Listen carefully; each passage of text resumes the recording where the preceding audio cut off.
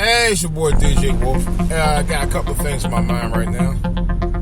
And one of the things is I just happened a little while ago. I actually went by a bus stop. And this guy, yes, he was a white guy. Because I don't know if any black people do this. Even black people that wear three-piece suits. Anyway, so he was standing at the bus stop. And here it is. At freezing temperature, 32 degrees. All right.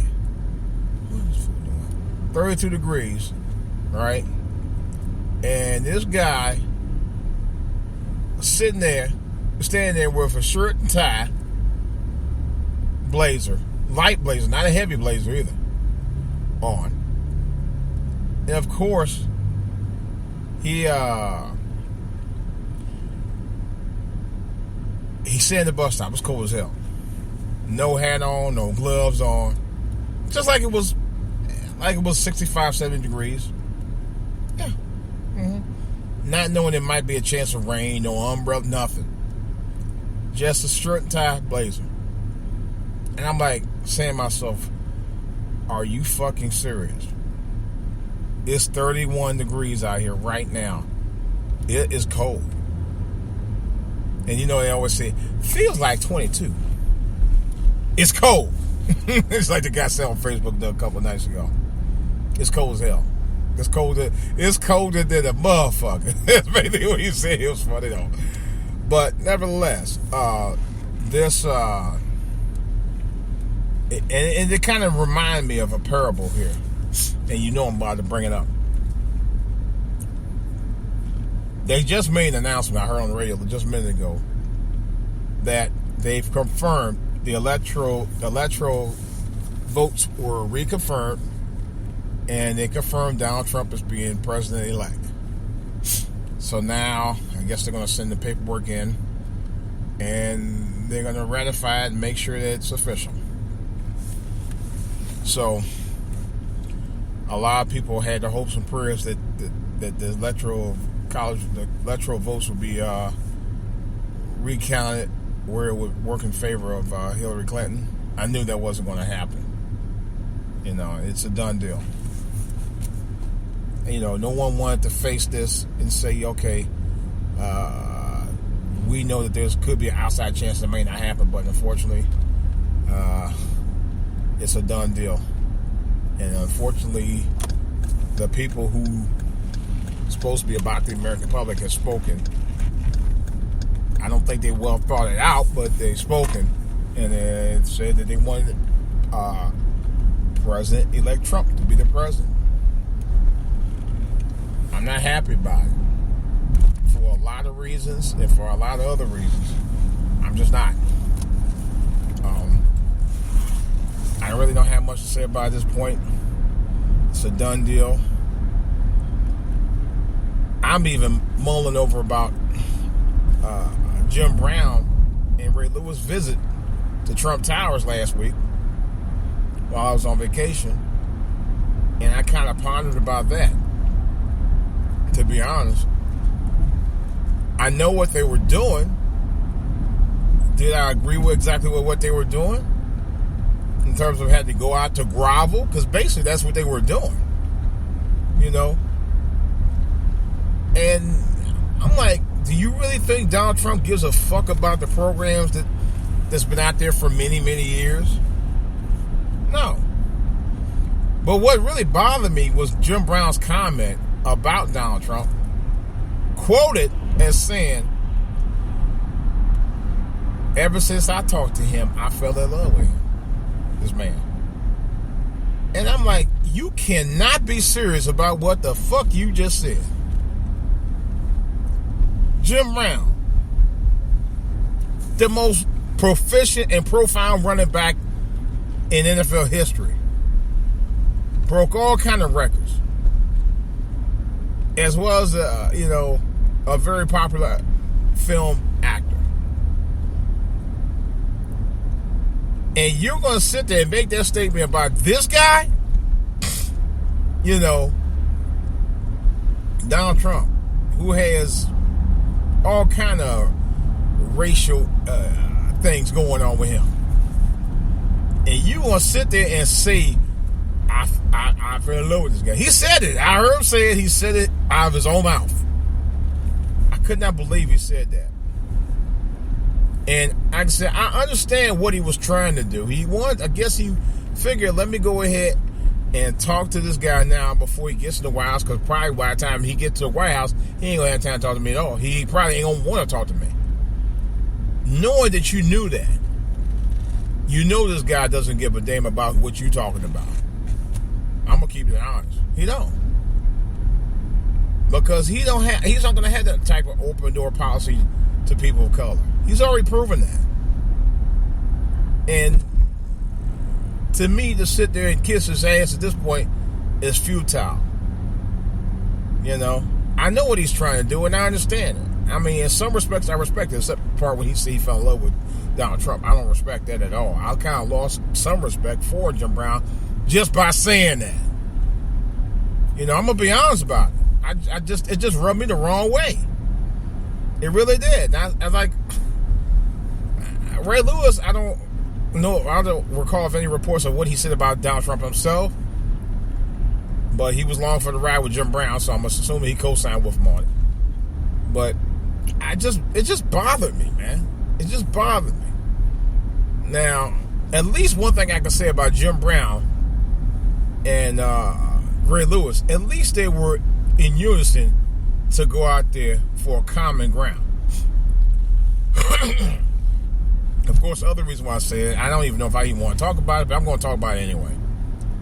I like the verbal altercation that happened between Tariq Nasheed and Tommy Sotomayor, who I am. I will admit I am sort of a fan of. I mean, I'm you know, but it don't mean I can't call him out when he's wrong, because I have called him out when he's wrong. Not necessarily on my podcast, and not necessarily on my YouTube broadcast. You know, I will say this: the only thing that I had a problem with Tommy was the fact that he said that and told everybody before he even got to talk to Vlad of Vlad TV on YouTube that he was going on Vlad TV on YouTube. If I was him, I would just wait until after I got on there with the interview before I said anything. But then I'm wondering, I was like, wait a minute, why did he tell everybody? And all of a sudden, out of nowhere, he get hit with the whammy, verbal whammy by Tariq Nasheed, surprising him on Vlad's YouTube channel during the middle of the interview. So I'm kind of wondering about that. I'm not saying necessarily that maybe this whole thing was wholly orchestrated between these guys, because I don't know if it was not. But I might have to stay neutral on it. In a way, I kind of like both of them. In a way, I have issues with both of them. I do. I'm not gonna lie. I actually saw Tommy about 2 years ago. You know, when he came down here to D.C. And I'm gonna have to put him a little bit on blast too, because of some comments he made I did not like. But I'll right now. I saw the video. If you hadn't already seen this, it's all over YouTube. Several other YouTubers have talked about as well. This is my first time even talking about both of them publicly. But my issues are this: Tariq Nasheed came in the middle of the video interview with Vlad talking to Tommy Sotomayor. All right, disrupting it. On some level, I kind of think Vlad was involved with that. You know, I don't know why, but I kind of do think he was in on that. He'll probably say no, but I think he was. That's number one. Number two, Tariq coming out with the Coon Train Award to Tommy, I think was kind of classless, but I'm going to get to that in a second, why I believe that. Number three, Tommy with the belts. Really, dog, you know, you're a little bit old for that kind of shit. And I'm going to say it. and you my dude and all that, man. But I mean, you know, in terms of YouTube, some YouTube videos and stuff that I do like, because you made some classics, especially the one that your ethers are the best. They're the best. Some of the best comebacks I've ever heard of any YouTuber since I've been on YouTube. You know, especially when you play the music. It's great, man. It gets you pumped up. But anyway, and then he goes in for the kill. But as far as the belts, man, the wrestling belt, really, that's a bit much, dog. I mean, I'm a fan of yours. I'm not gonna lie. I mean, but the belts is a bit much. You know, I even think I mean that's you. I mean, if you like that, that's fine. But you know, honestly, that's not something I would do. You know, and we met before. You know, and I'm a little older than Tommy and Tariq anyway. But nevertheless, I thought it was a little childish. The whole situation was childish on both sides. I probably would think more so with Tariq, because Tariq was the one that interrupted the interview. And like I said, I kind of think Vlad was in on it myself as well. I think he was in on it. But the other reason I have an issue with Tariq, because Tariq is this guy who considers himself a pro-black. And even though some of Tommy's stuff is maybe a little bit questionable at times, but that's his opinion. But Tariq, I think, for him to be a pro-black and talk about black unity and all of that, he kind of contradicts himself. Especially when he does something called The Crispy Show. Although I admit, The Crispy Show is kind of funny. I've seen several episodes of it, and it is funny as hell. But to be honest, he goes too far. He really does. I ain't gonna lie. I can't take Tariq Nasheed any more seriously than I can Tommy. Even with his videos, Tariq videos. And I got a couple of them, but I can't take him that seriously. I really can't. You know? I don't take him any more seriously than I do Tommy. I really don't. You know? He kind of threw himself under the bus with that over the years. So, but nevertheless, I still continue to watch the videos, you know, but I'm doing my own thing. So I'm not, you know, you guys got the fans, I don't. I'm just small fries compared to you guys. And that's fine. Even though lately some of my videos have garnered at least up to 2,000 views. And as a matter of fact, I like to take this time out to thank my subs for following me on it. I really appreciate it, man. And the viewers who view my videos, and of course you guys on Spreaker who listen to me as well. Appreciate it. Much appreciated. You know, maybe it's put me in the right direction where I need to be in terms of my future endeavors, in terms of YouTube and my podcast on Spreaker. Because not only my YouTube videos are the highest they've been this year, but actually the highest they've been ever in the 8-9 years I've been doing it. But my Spreaker channel is actually the highest it's been in 2 years I've been doing this too. Almost 3 years, close to 3 years.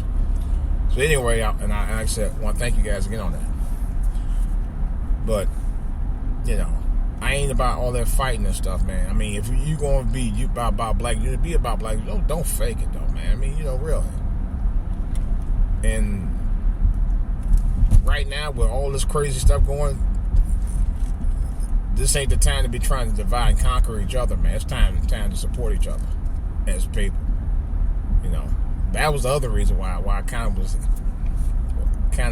was disappointed in the mess was going between Tommy and Tariq, because of that alone. I thought that was really stupid.